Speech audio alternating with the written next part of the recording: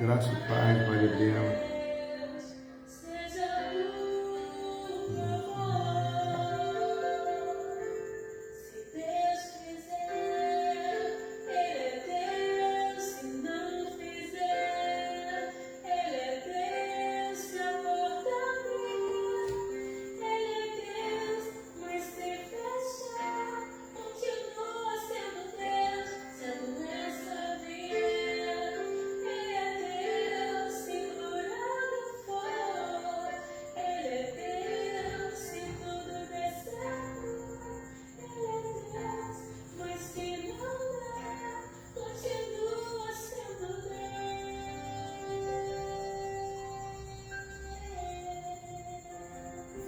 Amém, graças a Deus, a paz de Jesus Cristo seja conosco. Senhor Deus, perdoa nossos pecados, livra-nos de todo mal, Senhor Deus, nos dá a Tua graça, o Teu poder, a Tua ação, Senhor Deus, porque dependemos de Ti, Senhor Deus, somos dependentes totalmente da Tua presença, Pai, porque sem Ti não somos nada, Pai, e é por isso, Pai, que nós estamos aqui, para buscar a Tua presença, para que o Senhor venha se manifestar em nós através do Teu Espírito Santo, Pai.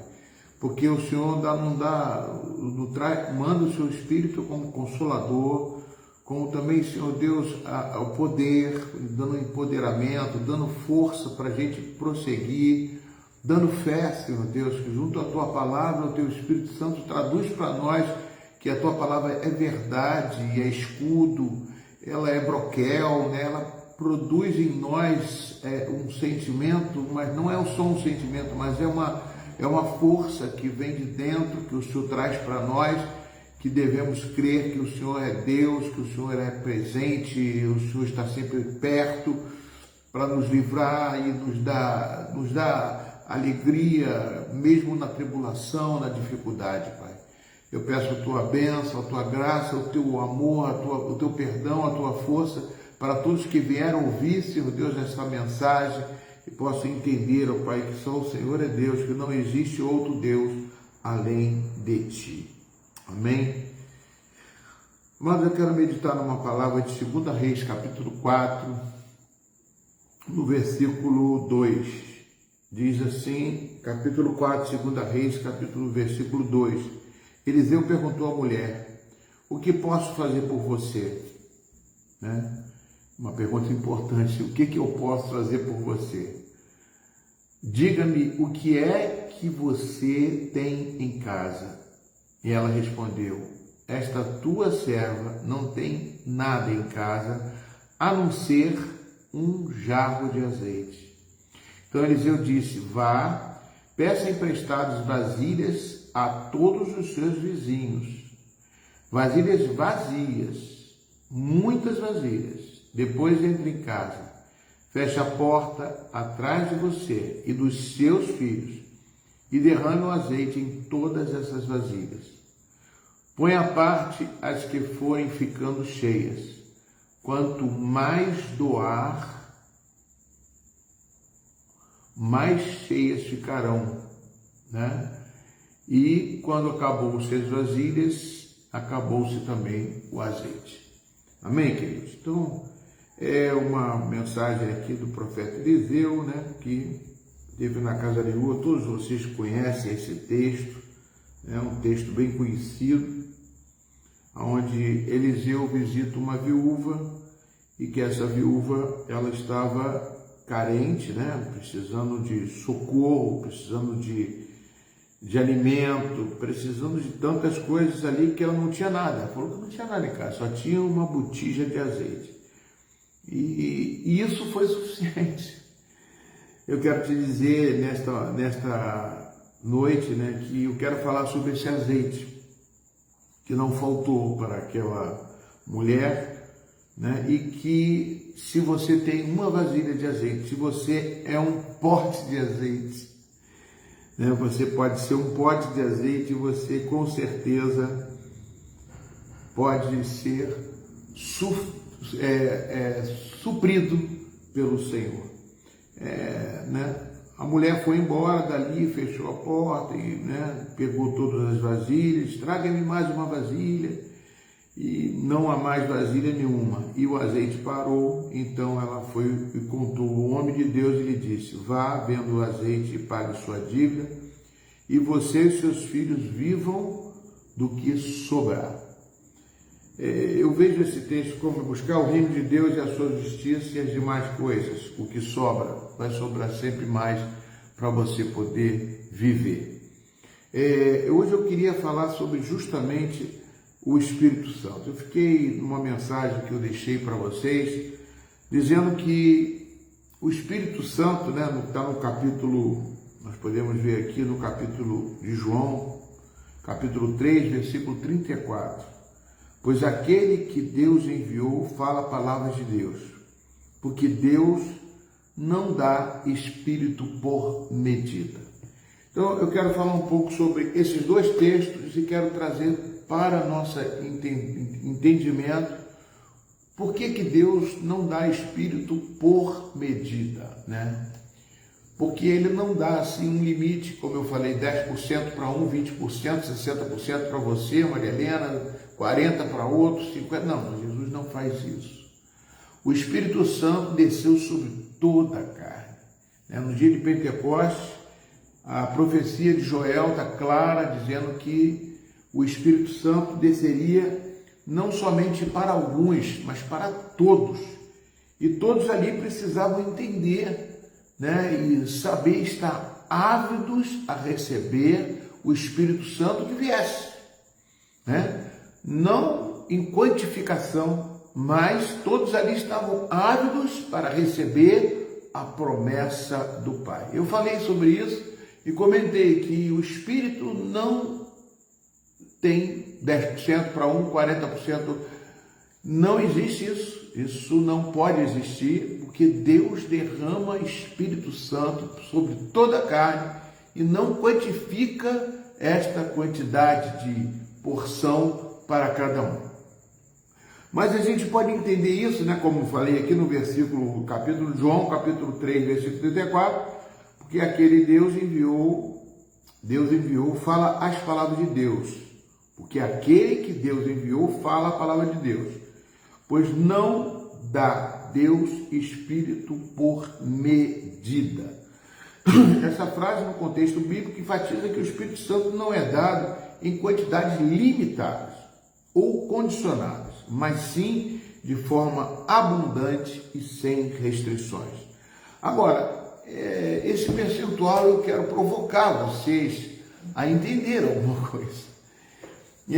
Eu tive hoje enchendo algumas vasilhas aqui e Deus falou comigo sobre enchimento de vasilhas, como as botijas de azeite daquela mulher que Eliseu pediu, traga quantas vasilhas for necessário e eu vou encher de azeite. Então, o que eu quero dizer, se o pote, se a vasilha for pequena, reduzida, com certeza a porção de azeite, a porção do Espírito Santo será menor. Mas como que uma vasilha pode ficar menor do que a outra?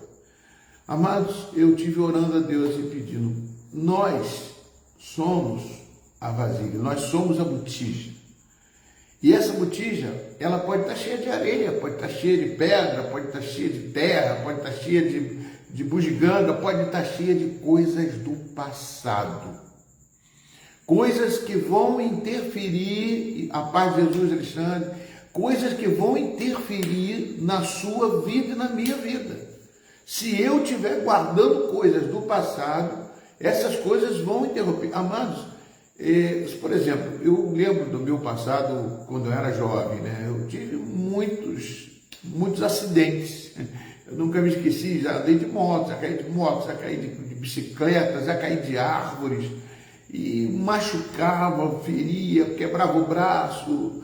Eu tinha muitos acidentes que eu tive, porque a gente era garoto naquela época, a gente se divertia mais correndo atrás de cafifa, de balão, pegando a fruta nas árvores, subindo em cima de árvore. Então isso, consequência disso, era um tombo aqui, um tombo ali, um machucado aqui, um machucado. Mas esses machucados ficavam aqui na pele da gente, ficavam na ferida aqui dentro, externamente dentro de mim, que eu ficava, podia até ir para o hospital, né? Tem uma vez que eu furei a perna, demorou a cicatrizar, mas cicatrizou.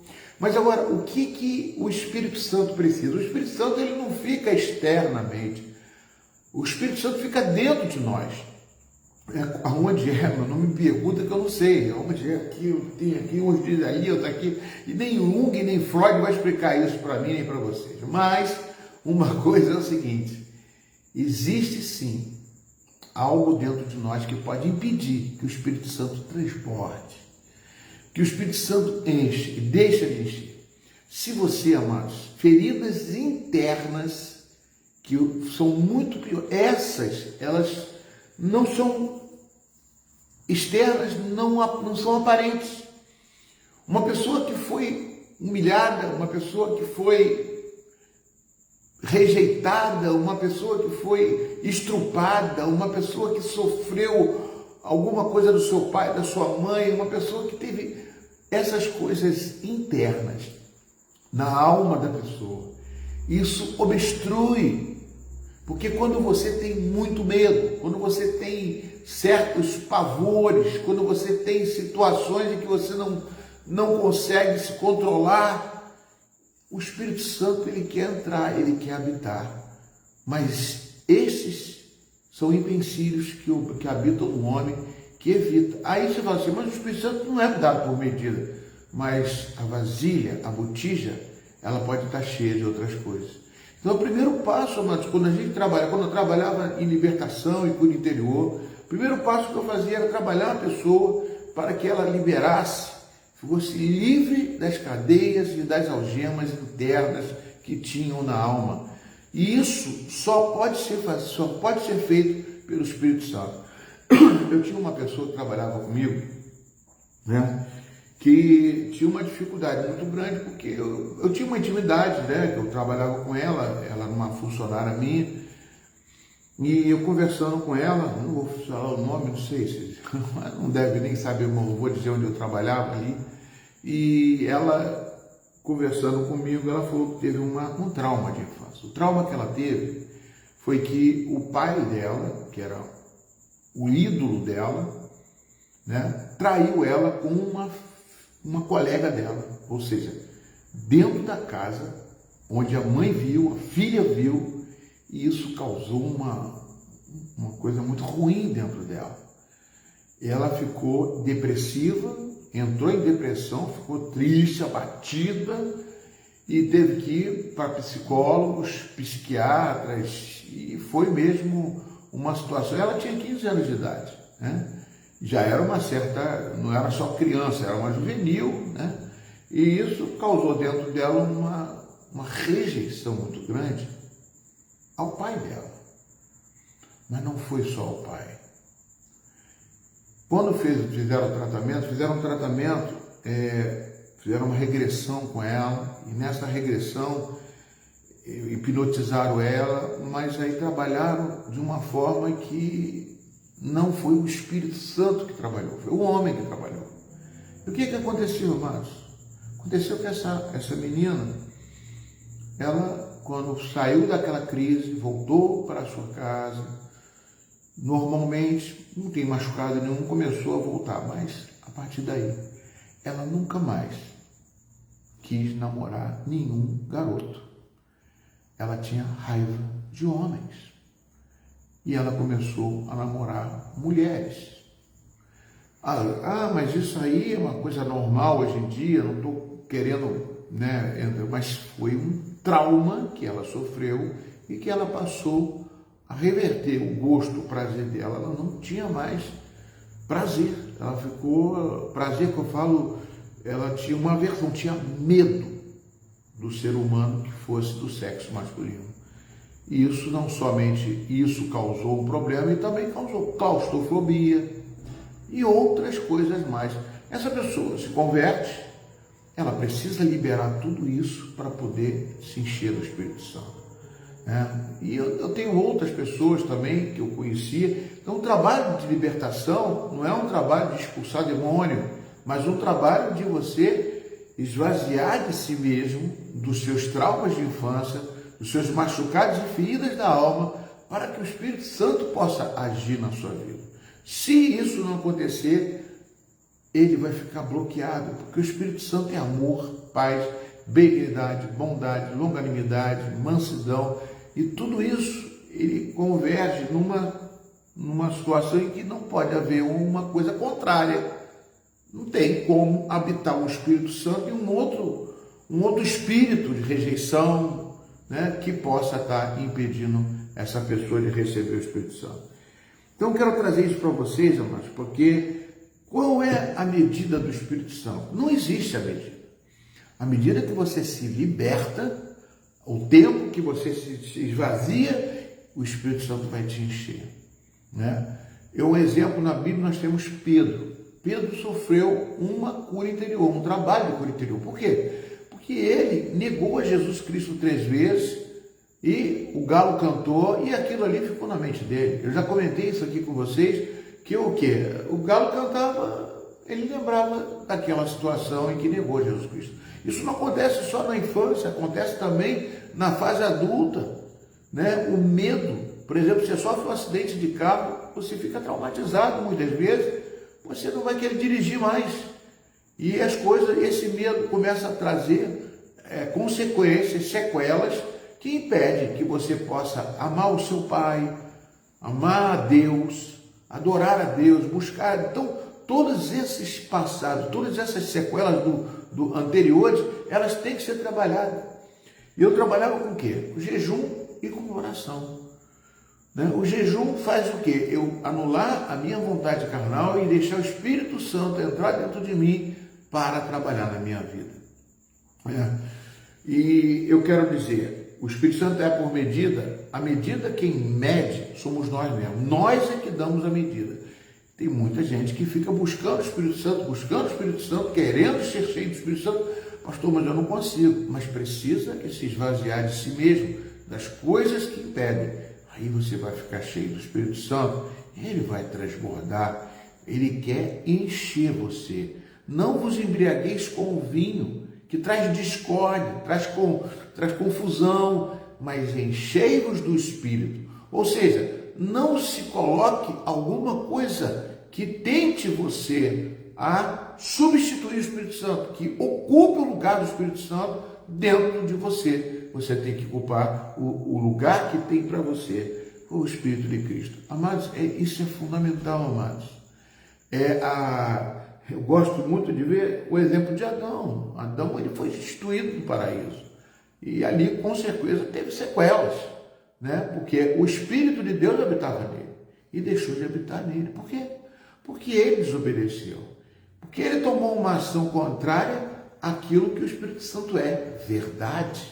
Então, aquilo, obediência, amor, né? Então, debaixo disso, o Espírito Santo não habita nessas localidades. Para ele habitar em mim, eu tenho que estar prontos recebendo. Se tem alguma coisa, né, dentro de mim que impede uma falta de perdão, eu não perdoo minha mãe, eu não perdoo meu pai, eu não perdoo meu irmão, eu não perdoo a pessoa. Essa falta de perdão, se o perdão não é sentimento, é uma forma. Jesus perdoa a todos que crucificaram. Para quê? Para liberar o perdão, para que a pessoa pudesse não ficar cheia de mágoas e ressentimentos, né? Hebreus capítulo 12, versículo 14, ele faz que ninguém, sem santificação, ninguém verá o Senhor, né? Se houver alguma raiz de amargura, alguma insatisfação interna, isso vai impedir que o Espírito Santo, você veja Deus, entregue seu coração para Deus. E para nascer com Deus tem que nascer do Espírito,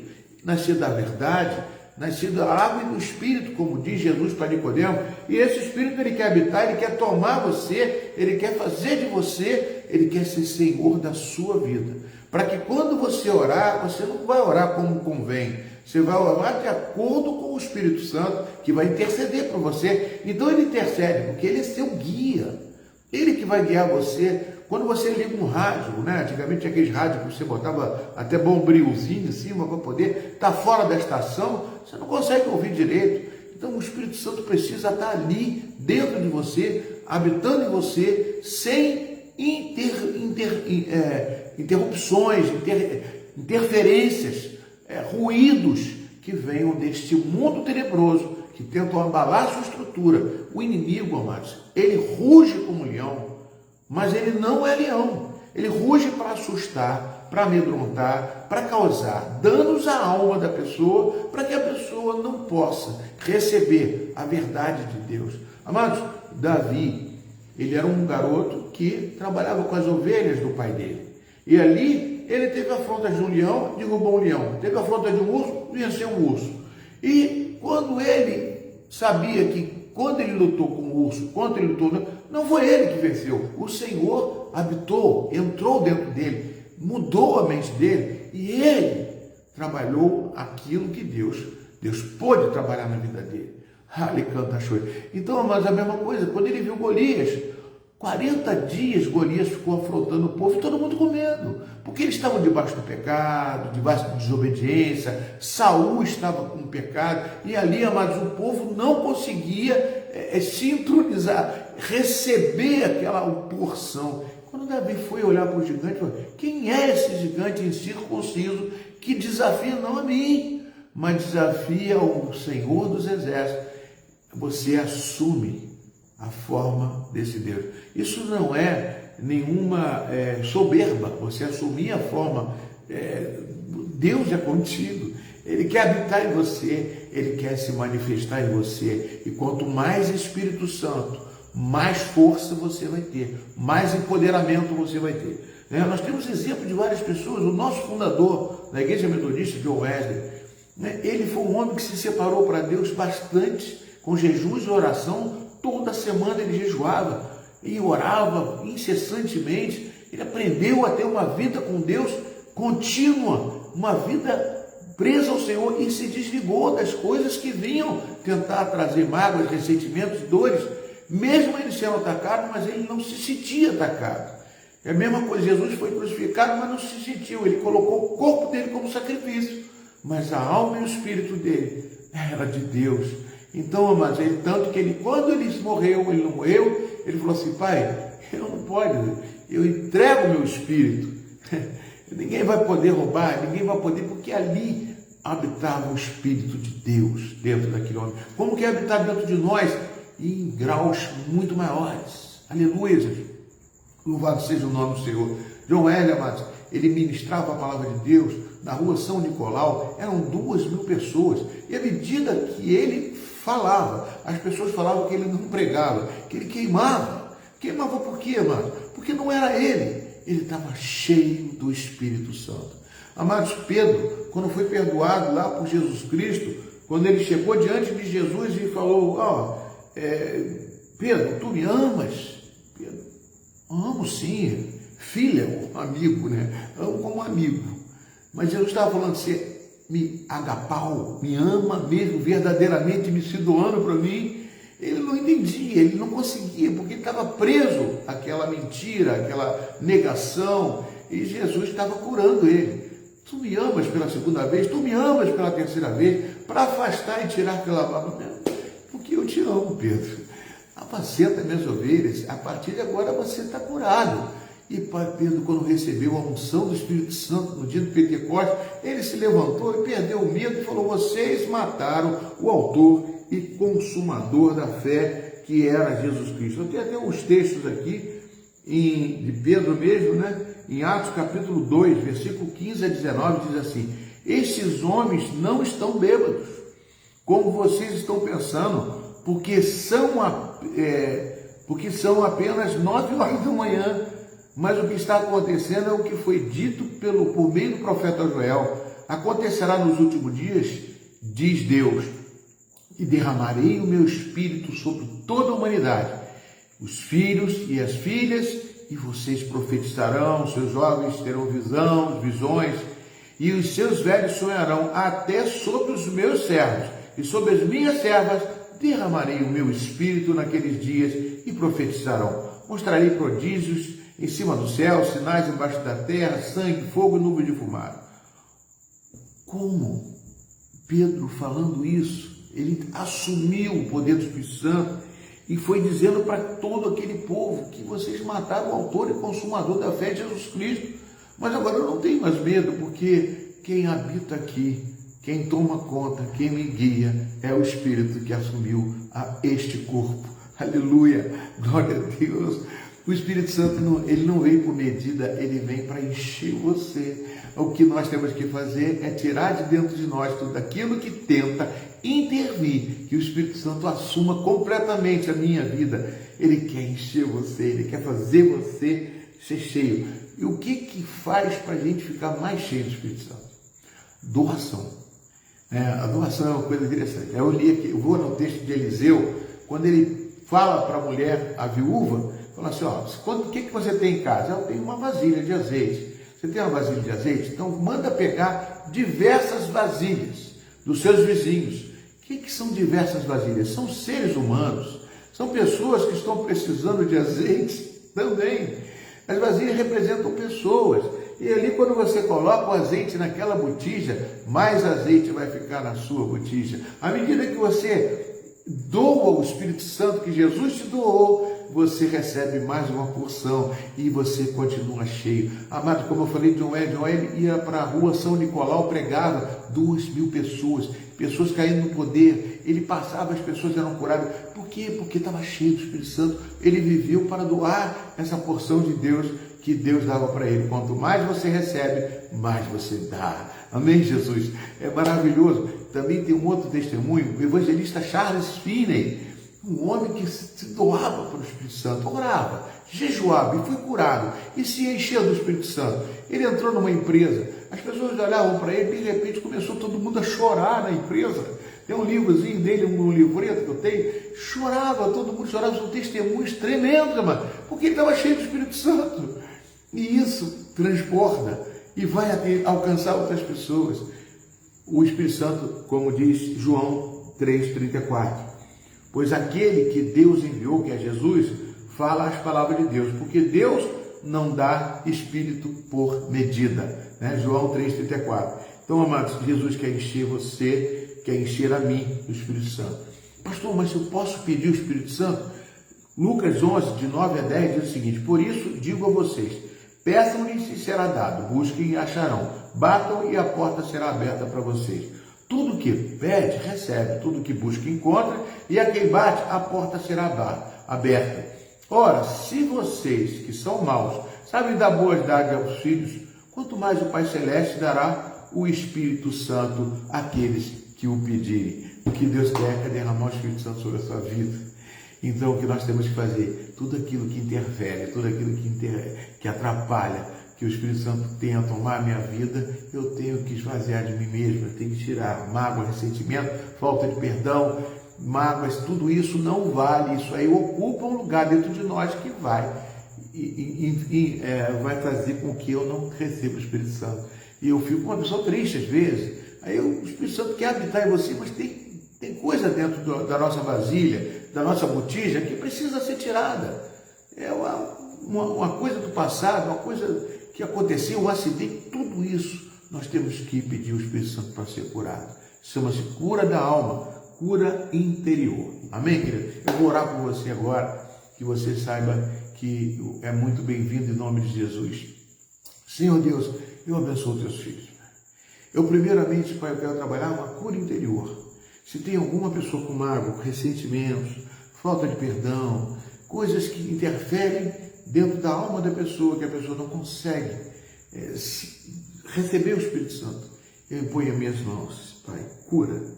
Ministra aí, envia os seus anjos a cada casa e repreenda em nome de Jesus tudo aquilo que possa, Senhor Deus, estar fazendo mal a esta pessoa, que ela precisa receber o poder de Deus, para que o Espírito Santo ocupe ela, enche a cada um dos teus filhos. Em nome de Jesus, receba em nome de Jesus a cura do Espírito Santo, a promessa de Deus na sua vida. Você é uma botija de azeite e Deus quer encher você cada vez mais. Que Deus te abençoe, na graça e na paz de Jesus. Deus te abençoe muito, muito, muito. Jesus não dá Espírito, Deus não dá Espírito sob medida. Ele quer encher você do Espírito Santo. Paz de Jesus a todos. Deus te abençoe. Tchau, tchau.